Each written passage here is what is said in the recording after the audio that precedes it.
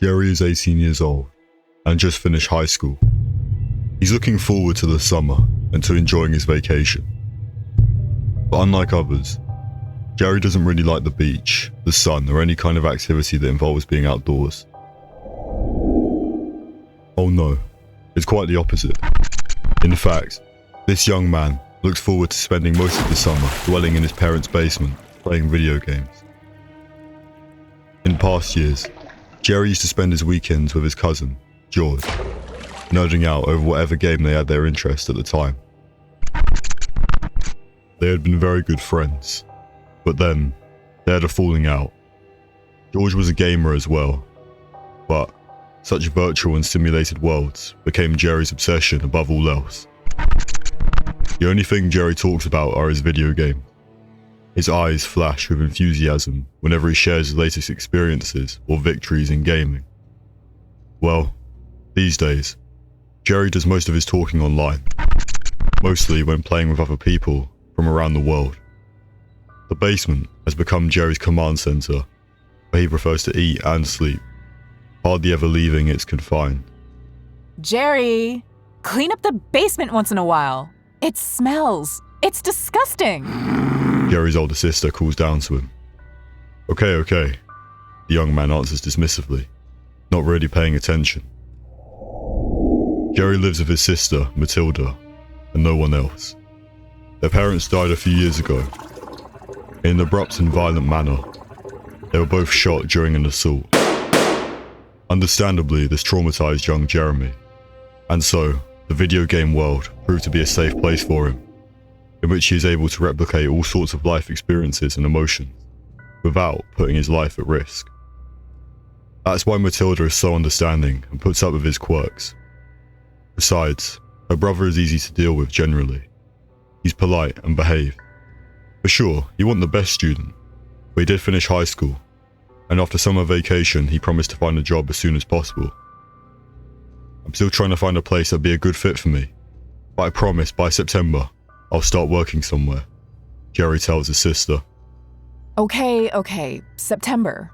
I'll hold you to that. 'Cause I'm not gonna support you, kid, while you're burning your brain playing video games.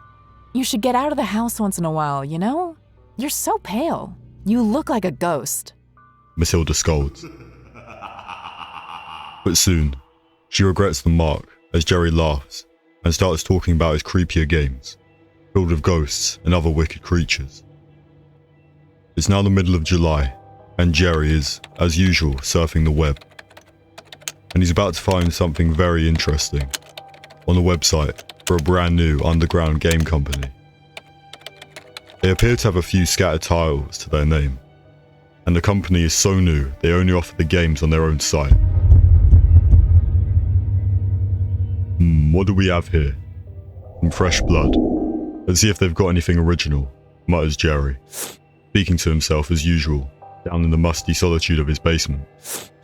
And in fact, there is a game which seems to pique Jerry's interest. Cassandra, your virtual girlfriend. Will you take her on a date? Emblazoned on the cover is a manga-style cartoon of a young woman. I love manga. I love girls. And I love video games. I'm ordering this right now.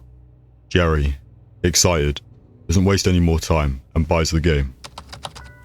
Anxiously, Jerry downloads the game and installs it onto his computer with trembling fingers. He just can't wait to meet Cassandra. The game requires Jerry to write his name, or whatever other nickname that he likes before starting.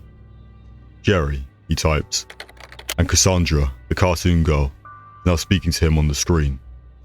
Hello, Jerry. My name is Cassandra. What do you like to do? Jerry needs to type his answer on the keyboard.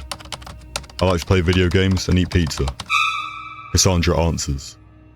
Oh, that's so cool. I like that too.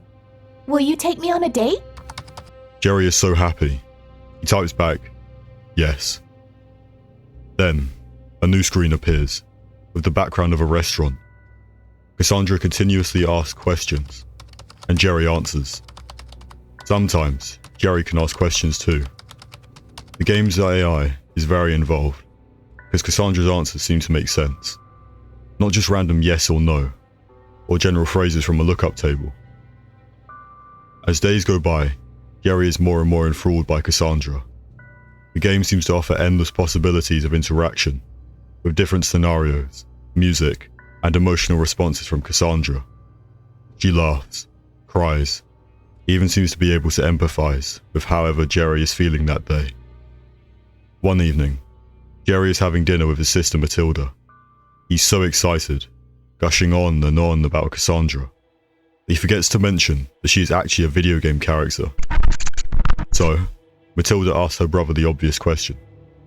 But how do you seem to spend so much time with this girl? You barely leave the basement. I'm actually surprised that you've allowed yourself to have dinner with me tonight here in the kitchen. Oh, Cassandra's a special kind of girl. She's in the game I ordered last week, Jerry answers, a little bit embarrassed. What? Are you serious? She's a video game character? She's real to me. It doesn't matter if she lives in the game. But sometimes, it does make me depressed, Oh boy. Matilda whispers, and her trepidation seems warranted. Months go by. Jerry refuses to get a job because he can't stand to be away from Cassandra. The young man is losing his mind. I love her. She is real. It's not her fault she lives in the computer. She speaks to me and understands me. Leave me alone, Jerry shouts when his sister tries to reason with him. But it's useless. As Jerry's sanity continues to dwindle, Matilda finds herself so uncomfortable in her own home that she winds up finding an apartment on her own. Now, living by himself, Jerry has lost the only person who could have persuaded him to do basic self-care, and his daily routine crumbles around him. Without such a good influence, Jerry doesn't leave the computer. Ever. He's become so addicted to Cassandra and the illusion of having a girlfriend. Jerry didn't sleep. He practically didn't eat. And when he did, it was always junk food and soda. And of course, he never participated in any kind of exercise. Even the body of a young man does have its limits. Jerry collapsed and died. His body was found in the basement by his sister. But right next to the computer was Cassandra, still smiling. Jerry, Jerry, come take me on a date, Jerry.